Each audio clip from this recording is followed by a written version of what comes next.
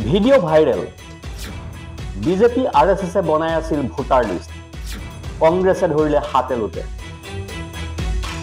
প্ৰিয় দৰ্শক আমাৰ দেশখনত কেতবোৰ আজব কাণ্ড ঘটিবলৈ ধৰিছে দেশৰ ৰাজনীতিত কস্মিন কালেও নঘটা ঘটনা ঘটিবলৈ ধৰিছে প্ৰধানমন্ত্ৰী মোদী আৰু বিজেপিৰ শাসনকালত বিজেপি আৰু আৰএছএছৰ সদস্যসকলে নিজেই ভোটাৰ তালিকা প্ৰস্তুত কৰি আছিল ভিডিঅ'টো ফাদিল হৈ পৰিল আৰু সেই ভিডিঅ' মুকলি হোৱাৰ লগে লগে জিলা দণ্ডাধীশে হাতজোৰ কৰি ক্ষমা বিচাৰিব ধৰিলে ৰাহুল গান্ধীৰ বিগ্ৰেডে এই ভোট চুৰি কাৰ্য হাতে লোটে ধৰা পেলালে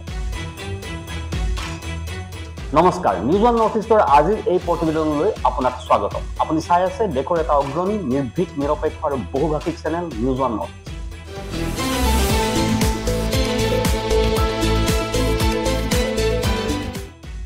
প্ৰিয় দৰ্শক নিৰ্বাচন আয়োগ আৰু এছআইআৰৰ বিৰোধিতাৰে দেশৰ পৰিৱেশ উত্তপ্ত হৈ থকাৰ সময়তে বিজেপিয়ে এনে কি কৌশল অৱলম্বন কৰিছে যে সাপো মৰক আৰু লাভটো নাভাবে বিৰোধীও পৰাজিত হ'ব আৰু বিজেপিৰ বিজয়ও নিশ্চিত হ'ব কিন্তু এইটো কেনেকৈ সম্ভৱ হ'ল যে বিজেপি আৰু আৰএছএছৰ সদস্যসকলে বিএলৰ সৈতে মিলি বিএলৰ সলনি গণেশ কুমাৰৰ ভোটাৰ তালিকা প্ৰস্তুত কৰিছে আৰু তাৰ পাছত কংগ্ৰেছ নেতা ৰাহুল গান্ধীৰ বিগ্ৰেডে তেওঁলোকৰ এই বৃহৎ ভোট চুৰিকাণ্ড হাতে লোটে ধৰা পেলালে জিলা দণ্ডাধীশে যেতিয়া আঁঠুলৈ ক্ষমা ভিক্ষা কৰি ক'লে ৰাইজ মোৰ ভুল হৈ গ'ল মোক ক্ষমা কৰিব তেতিয়াই গণেশ কুমাৰৰ ভোট চোৰ বাহিনী ততালিকে পলাই পত্ৰং দিলে পৰিস্থিতিটো চাওকচোন এসময়ত এই বিজেপিয়ে বুথ কেপচাৰ কৰাৰ অভিযোগ উত্থাপন হৈছে কিন্তু সময় সলনি হ'ল নিৰাপত্তাৰ দিশৰ পৰা তথ্য প্ৰযুক্তিৰ ফালৰ পৰা আৰু তাৰ পাছত আহিল ইভিএমৰ কথা এই ইভিএমবোৰক লৈ প্ৰথমে সন্দেহৰ প্ৰশ্ন উত্থাপন কৰিছিল ভাৰতীয় জনতা পাৰ্টিৰ প্ৰবীণ শক্তিশালী নেতা লাল কৃষ্ণ আদৱানীয়ে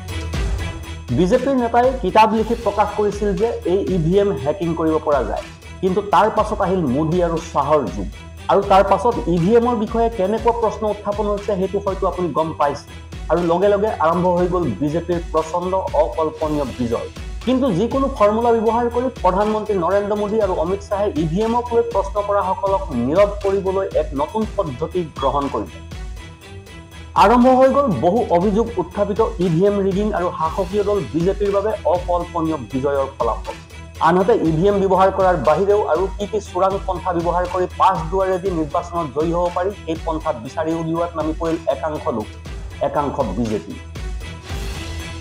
কথিত ভাষাত সম্পূৰ্ণ বেইমানি কৰি ৰিগিং ইভিএম হেকিং আদিৰ কথা এতিয়া বাদেই দিয়ক ভাৰতীয় জনতা পাৰ্টিয়ে এতিয়া কেৱল ভোটাৰ তালিকাৰ জৰিয়তেহে নিজৰ জয় নিশ্চিত কৰিছে তেওঁলোকৰ এই কুকৌশলে এতিয়া সকলোৰে চকু কপালত তুলিছে যেতিয়া একেখন ভোটাৰ তালিকাকে পুনৰীক্ষণ কৰা হ'ল আৰু ইয়াৰ ওপৰত প্ৰশ্ন উত্থাপন হ'ল তেতিয়া এইবাৰ এছআইআৰৰ অজুহাত বিচাৰি পালে এই এছআইআৰৰ অজুহাতটোৰ মূলতে দুটা অতি বিপদজনক কথা আছে এটা নিৰ্বাচনত জয়ী হোৱাৰ কথা আৰু আনটো যিটো আপুনি আগন্তুক সময়ত উপলব্ধি কৰিব পাৰিব এতিয়া চৰকাৰী কৰ্মচাৰীক দূৰত ৰাখি বিজেপি আৰু আৰএছএছৰ লোকেহে ভোটাৰ তালিকা বিশেষ পুনৰীক্ষণ অৰ্থাৎ এছআইআৰৰ কাম কৰিব ধৰিছে অৰ্থাৎ তেওঁলোকে বিৰোধীৰ ভোট কৰ্তন কৰি বিজেপি প্ৰধান অঞ্চলৰ বিজেপিৰ ভোটাৰৰ ভোট যোগ কৰিব কিন্তু হঠাৎ কংগ্ৰেছ নেতা ৰাহুল গান্ধীৰ সমৰ্থকে এটা ভিডিঅ' শ্বেয়াৰ কৰিলে তেওঁলোকে এনে এটা ভোট চুৰি কাণ্ড হাতে লোটে ধৰা পেলালে যে বিজেপি আৰু আৰএছএছৰ সমগ্ৰ ভোট চুৰি কাণ্ডটো জনতাৰ সন্মুখত স্পষ্টভাৱে ফাদিল হৈ পৰিল ৰাহুল গান্ধীৰ সমৰ্থকে হাতে লোটে ধৰিলে ভোটাৰ তালিকা হেৰাফেৰি কৰি ভোট চুৰি কৰা এই চোৰৰ গেংটোক ভোট চোৰৰ গেংটোক ৰাহুল গান্ধীৰ সমৰ্থকে হাতে লোটে ধৰাৰ খবৰ পাই ততালিকে ঘটনাস্থলীত উপস্থিত হ'লগৈ জিলা দণ্ডাধীশ আৰু হাতজোৰ কৰি ক্ষমা খুজিব ধৰিলে চাওক জিতেন্দ্ৰ পাটোৱাৰীয়ে ছ'চিয়েল মিডিয়াত কি লিখিছে তেওঁ লিখিছে যে নিৰ্বাচন আয়োগৰ পাছত প্ৰশাসনেও এতিয়া চৰকাৰ আৰু আৰএছএছৰ হাতৰ পুতলাৰ দৰে নাচিব লাগিছে দতিয়া জিলাৰ জিলা দণ্ডাধীশগৰাকীয়ে এছআইআৰ নামত বিএলঅ'সকলৰ সহযোগী হিচাপে লৈ যিসকল লোকৰ নাম তালিকা প্ৰকাশ কৰিছিল তাত বিজেপিৰ প্ৰাক্তন মণ্ডল সভাপতিকে ধৰি কেইবাজনো বিজেপিৰ নেতা সদস্যক নিযুক্তি দিয়াৰ আনুষ্ঠানিক আদেশেই হৈছে নিৰ্বাচন আয়োগৰ বিজেপি প্ৰীতিৰ আটাইতকৈ প্ৰামাণিক তথ্য বিজেপি চৰকাৰে এছআইআৰক সাংবিধানিক প্ৰক্ৰিয়া বুলি অভিহিত কৰিছে কিন্তু প্ৰকৃততে প্ৰতিটো সাংবিধানিক ব্যৱস্থাক দলৰ এজেণ্ডা কাৰ্যকৰী কৰাৰ আহিলালৈ ৰূপান্তৰিত কৰা হৈছে বিজেপিৰ পক্ষত এছআইআৰক ব্যৱহাৰ কৰা এই প্ৰচেষ্টা গণতন্ত্ৰৰ বাবে চূড়ান্ত অপমানজনক বিপদজনক কংগ্ৰেছে বিজেপিৰ এই কুকৌশল সফল হ'বলৈ নিদিয়ে প্ৰতিজন ভোটাৰৰ অধিকাৰ সুৰক্ষিত কৰাৰ ক্ষেত্ৰত কংগ্ৰেছ সজাগ বুলি মন্তব্য কৰিছে প্ৰিয় দৰ্শক এয়া ৰাহুল গান্ধীৰ সমৰ্থকে সময়মতে এই ভোট চুৰি গেং ধৰিলে আৰু পৰৱৰ্তী সময়ত এই কথা টুইট কৰিলে ৰাহুল গান্ধীৰ সমৰ্থকসকলে আনকি চৰকাৰক BLOৰ সহায়ৰ বাবে প্ৰয়োজন হোৱা লোকৰ তালিকা এখনো প্ৰকাশ কৰিছিল। কেনেকৈ BLOৰ সৈতে সহায়ক হিচাপে নিযুক্ত হৈ কিছুমান লোকে বিজেপিৰ ভোটাৰৰ নাম ভোটাৰ তালিকাত সংযোজন কৰি বিৰোধীৰ নাম আঁতৰাই পেলাইছিল। বিষয়টো ধৰা পৰাত জিলা দণ্ডাধীশ আৰু প্ৰশাসনে ক্ষমা বিচাৰিলে।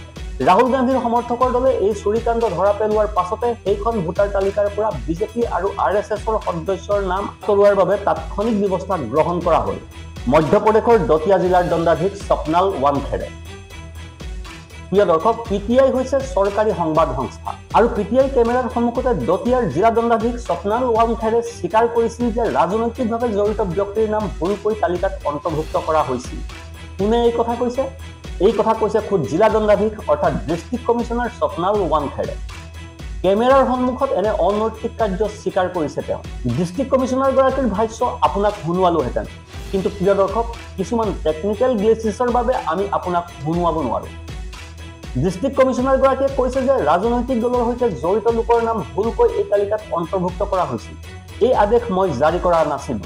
তেওঁ কয় যে এই নিৰ্দেশ দতিয়া বিধানসভা সমষ্টিৰ SDM গৰাকীৰ দ্বাৰাহে জাৰি কৰা হৈছিল। অৰ্থাৎ ডিষ্ট্ৰিক্ট কমিশনাৰগৰাকীয়ে তেওঁৰ দোষ ট্ৰান্সফাৰ কৰাত লাগিল। ডিষ্ট্ৰিক্ট কমিশনাৰে SDMক বলিকা বকৰা বনাবলৈ আৰম্ভ কৰিলে। SDM গৰাকীয়ে চৰকাৰৰ বিভিন্ন বিভাগৰ পৰা সহায়কৰ নাম লাভ কৰিছিল। ভুলতে বিজেপি আৰু RSSৰ সদস্যৰ নাম সংযোজন কৰা হ'ল। ইয়াত কোনো অভিপ্ৰায় নাছিল। SDM গৰাকীৰো তেনে কোনো অভিপ্ৰায় নাছিল, কিন্তু ভুল হ'ল। এইটো কেনেকৈ হ'ল সেই বিষয়ে সংবাদ মাধ্যমে SDM গৰাকীৰ পৰা ব্যাখ্যা বিচাৰিছে। এতিয়া ভাবি চাওকচোন, এই চুৰিহে হাতেলোতে ধৰা পৰিছে। এনে লাখ লাখ চুৰিৰ ঘটনাটো এতিয়াও ধৰা নপৰাকৈ আছে। কিন্তু যিদৰে তেওঁলোকে নামবোৰ ভুলতে যোগ হৈছিল বুলি কৈছে, তেনেকৈ ধৰি লওক যে কিছুমান নাম ভুলতে যোগ হৈছিল। তেতিয়া প্ৰশ্ন হয়, ভুলতে সেই ভোটাৰ তালিকাখনত কেৱল বিজেপি আৰু RSSৰ সদস্যৰ নামহে যোগ হয় নেকি? ভুলবশতঃ কিয় কংগ্ৰেছ সদস্যৰ নাম যোগ নহল? ভোটাৰ তালিকা কোনে প্ৰস্তুত কৰে? প্ৰিয় দৰ্শক, এইটো মাত্ৰ এটা চুৰিহে হাতেলোতে ধৰা পৰিল। কল্পনা কৰকচোন, সমগ্ৰ ৰাজ্য আৰু দেশত এনে কিছুমান চুৰি কাৰ্য ঘটি আছে য'ত বিষয়টো ধৰা পৰাই নাই। আচলতে মধ্যপ্ৰদেশৰ দতিয়া বিধানসভা সমষ্টিত SIRৰ বাবে BLO সকলৰ তালিকাখনৰ লগতে সহায়কাৰীসকলৰ নামো প্ৰকাশ হৈছিল। চৰকাৰী আদেশ জাৰি কৰিছিল। দেখাত এই সহায়কাৰীসকলে BLO সকলক ভোটাৰ তালিকা প্ৰস্তুত কৰাত সহায় কৰিল। অৰ্থাৎ BLO সকলৰ সৈতে সহায়কসকলেও ইয়াক আপডেট কৰিল। আৰু এই তালিকাত অন্ততঃ কেইবাটাও নাম অন্তৰ্ভুক্ত কৰা হৈছিল যিবোৰ বিজেপি আৰু RSSৰ সৈতে জড়িত বুলি খবৰ পোৱা গৈছিল। ৰাজ্যিক কংগ্ৰেছৰ সভাপতি জিতু পাটোৱাৰীয়ে এই চৰকাৰী তালিকাৰ কপি ছচিয়েল মিডিয়াত শ্বেয়াৰ কৰি লিখিছে যে শাসকীয় দলটোৱে আনকি সাংবিধানিক প্ৰক্ৰিয়াকো দুৰ্নীতিগ্ৰস্ত কৰিবলৈ কুণ্ঠাবোধ কৰা নাই। যেতিয়া শাসকীয় দলটোৱে প্ৰতিটো প্ৰতিষ্ঠানক গেৰুৱাকৰণ কৰিবলৈ আৰম্ভ কৰিব, তেতিয়া গণতন্ত্ৰ যে বিপদত পৰিব ই অনিবাৰ্য। এতিয়া মধ্যপ্ৰদেশৰ কংগ্ৰেছৰ কামাণ্ডাৰ পাটোৱাৰীয়ে কয় যে নিৰ্বাচন আয়োগৰ পাছত এতিয়া প্ৰশাসনেও বিজেপিৰ চাবি দিয়া পুতলাৰ দৰে কাম কৰিছে। প্ৰশাসন যন্ত্ৰটো এতিয়া শাসকীয় দল বিজেপি আৰু RSSৰ আঙুলিৰ ইচাৰাত নাচি থকা যেন লাগে। প্ৰিয় দৰ্শক, এই সকলোবোৰ পৰিস্থিতি মনত ৰাখক আৰু বাৰে বাৰে উন্মোচিত হোৱা ভাৰতীয় জনতা পাৰ্টি আৰু নিৰ্বাচন আয়োগৰ মাজৰ নেক্সাছ কেনেদৰে প্ৰমাণিত হৈছে সেই বিষয়ে চিন্তা কৰক। বিজেপিয়ে নিৰ্বাচন আয়োগৰ বিষয়া কৰ্মচাৰীৰ লগত নিজৰ মানুহ ৰাখি কি ধৰণে আৰু কেনেদৰে স্বেচ্ছাচাৰীভাৱে SIR বা সঁচাকৈয়ে ক'বলৈ গ'লে ভোটাৰ তালিকাৰ কাম সম্পন্ন কৰে, সাধাৰণ মানুহে কি জানে? বৰ্তমান উত্তৰ প্ৰদেশকে ধৰি 12খন ৰাজ্যত চলি আছে এই SIR। যদি আপুনি সেই ৰাজ্যবোৰৰ ভিতৰৰ কোনো এখন ৰাজ্যৰ বাসিন্দা, তেন্তে আপোনাৰ ওচৰলৈ নিশ্চয় ফৰ্মবোৰ আহিছিল বা আহিছে আৰু অহাৰ পিছত আপুনি সেইবোৰ পূৰণ কৰি দিব লাগিছিল। কিন্তু আপুনি প্ৰপত্ৰ পূৰণ কৰাৰ পাছত জমা দিয়াৰ পাছত কোনে গৈ চাবগৈ যে BLO সকলে তাত কি অনিয়ম সংঘটিত কৰিছে বা BLO সকলৰ শীৰ্ষ বিষয়ে তাত কি অনিয়ম সংঘটিত কৰিছে?